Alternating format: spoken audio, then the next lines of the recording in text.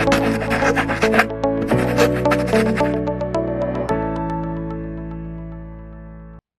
and welcome back to the Canaries Chat channel.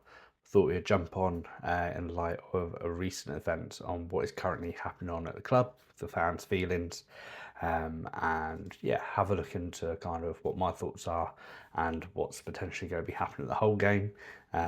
Yeah, let's just get straight into it. It's a little bit quieter one today, just because I've got the little one next door. Don't want to wake him up, but yeah, let's kind of go through what Saturday looks like. It's Norwich versus Hull.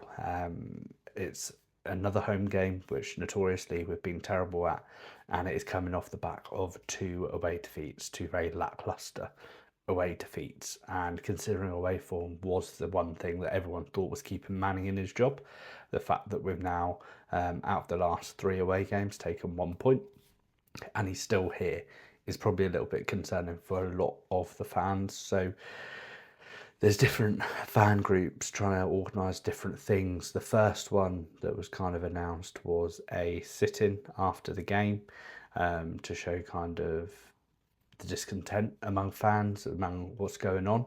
The second was then a protest outside the director's entrance before the game, and I know we've kind of seen that well back in like the Chase era and things like that, but we haven't seen that for too long. We obviously had the Delia and Webber out, bed sheet and that debacle, but yeah, over the last kind of couple of years, obviously that's really kind of been unheard of.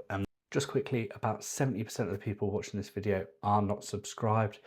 We've set a very audacious goal trying to hit 2,000 subscribers by the end of the year. So if you're enjoying the Norwich City content, which current situation maybe not, but if you want to come along on the journey, click the subscribe button down below. And if you want to become a member as well and see the member benefits, click the link in the description. The fan group that was looking to do the sit-in heard the feedback from Norwich City fans and have decided to try and organise something else, and that is the tennis ball protest. So throwing tennis balls onto the pitch to get the game stopped, and once again to show kind of the discontent around what's going on, and yeah, that how badly fans have been treated, how badly this club is going. I personally, as a Norwich City fan, never thought I would see that day come, especially over the last kind of, since we went down to League One, we got into the Championship, and then obviously in the Premier League. But since being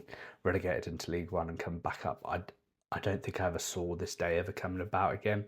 Self-sustainable club in places, the definition of a yo-yo club, going up and down. But I think Norwich as a club, rightly or wrongly, were happy with that, and Norwich fans were getting the joys of like the Man City at home game, as well as then getting the wins in the Championship, and then back up to the Premier League to get the Premier League experience, see the best teams in the world come to Carrow Road. Like, there was a bit of give and take, and although not all fans would be happy with that, and fair enough, obviously all fans were entitled to their opinion, I think most kind of recognised that was our position, kind of a top 22 team that would just go in between, and that'd be kind of our break until we got new owners. Now we've got those new owners, and we're going to get out of the Championship, but by the other way, by the looks of things. So for me, there's obviously a lot of contributing factors. I don't think there's one sole person to blame.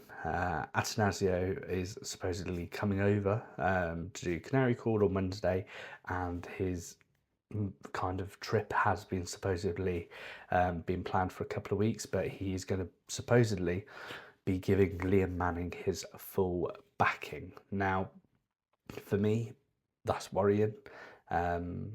Full backing, minimum it should be like final hurrah, like you've got a couple of games to prove it, if not you're out. And my worry is full backing is another 5 games, and another 5 games we could potentially be gone already. And yeah, I think most people saw Napa and Manning as the combined issue. I think if Atanasio comes over and that is the case, I think his leadership, his ownership, his structure in the club will also be questioned. The fact there's no one really boots on the ground in Norfolk, getting a sense check of what fans are feeling, how the club's going, how the club's been running. Supposedly within kind of training setup and everything, everyone's quite happy. I don't know why you'd be happy. Again, you're in a relegation scrap. You should be fuming at where we're sitting. You should be using that as the motivation. It shouldn't be like everyone's just buzzing to come into work. Like, they should be fuming at the situation and absolutely working their socks off to get us out of it. Not saying potentially that's not the case for some players, but they're painting a picture of behind the scenes everything's fine, and then you've got on the outside all the Norwich fans that are the club. At the end of the day, without Norwich fans, the club do not exist. They're turfing people out. I know someone who's group of 7 mates sitting in the lower Regency security stand. They've been going for 30 odd years. They've been told there's no guarantee that they'll be sat next to each other, and they're thinking about packing it in. Like, that's not the family club that Norwich are. Again, get American owners in, they will try and commercialise it a bit more, and in some cases it does work because that commercialisation means more revenue, which means we can spend more on transfers, gets us to the Premier League, and we could potentially be more self-sustainable within the Premier League system. But for me, your fans are your core, and that's what's going wrong. You've got these stadium developments which, yeah, just don't seem to make any sense. You're looking at kind of everything they're looking to bring into play, and it's dividing fans. It's not bringing fans together. Fans aren't excited about the fan support area. The fans are annoyed that the away fans are being put lower Regency security stand. That's what they're annoyed about. The lower Barclay fans are going, well, that's why we're in the lower Barclay. We enjoy the back and forth of the away fans. That's part of football. You've then got family stands, which will be very close to the away fans, probably getting most of the abuse. Like, make that make sense. And I think that seems to be have led, whether that's from Atanasio, whether that's from one of the directors that he has, but it doesn't really seem like it's got someone leading the way, because if they were so confident these plans are the right ones, why aren't they coming out making that statement? We've had Webber, we've had some finance people come out, but they're not the ones that have made this decision, and I think that's what a lot of fans find it hard to believe. And then on top of that, you've then got bad football, you've got anti-football in places, a team with no cutting edge, no anything to get fans off their kind of up off their seats and excited about going to football. Mix that in with transfers that haven't worked, transfers that we're buying for the future, yet none of them seem to really be turning into anything kind of really amazing. And such contract like the George Long contract extension and things like that, all this kind of recruitment stuff that's been bubbling up has now come to the boil because of the poor football and the fans' decision.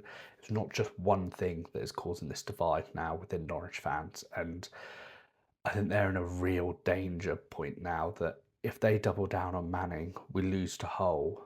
We then have Sheffield Wednesday, and that screams along come Norwich.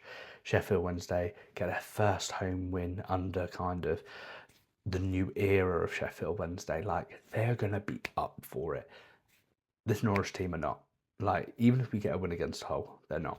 And me naively thought that Atanasio would be coming over to make a statement, nearly of like, take a bull by the horns, changes are going to have to be made, we're in a relegation fight now, this, and this.